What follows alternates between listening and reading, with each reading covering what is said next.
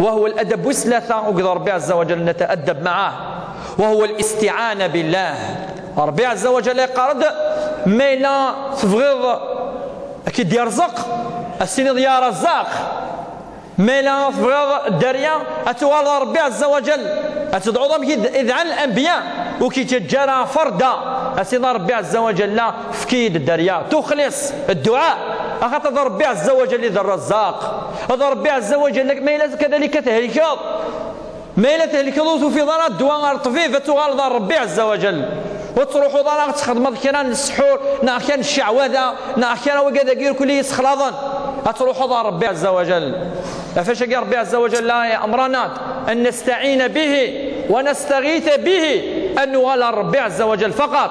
إوا كان ربي عز وجل ذن نتا غادي تسحلون إذا نتا غادي فكنين نخوص إذا نتا غادي فكن الدريا إذا نتا غيوفقن إذا نتا غيكسن ما إلا نسعى المضرة ما إلا نسعى الهلاك. إبراهيم الخليل يفكتي ربي المثال القدوة الحسنة كواش تلاقي إذا نتا يقلاني توغل دايما ربي عز وجل إذا نتا دي قارن قل إن صلاتي ونسكي ومحياي ومماتي لله رب العالمين وبذلك أمرت وأنا أول المسلمين. سيدنا إبراهيم الخليل سيدنا إبراهيم الخليل إذا نتا القدوة ذي الاستعانة انت لاني قرد الذي خلقني فهو يهدين والذي هو يطعمني ويسقين وإذا مرضت فهو يشفين والذي يميتني ثم يحيين والذي أطمع أن يغفر لي خطيئتي يوم الدين. يقدر ربي حيون يقدر ربي نقان يقدر ربي رزقان يقدر ربي ساكن الدواء إذا انت يعني كسحلاين وقد يهلكان هذا ربي عز وجل يتسكن الطعام انت يتسكن امان هذا ربي كل شيء.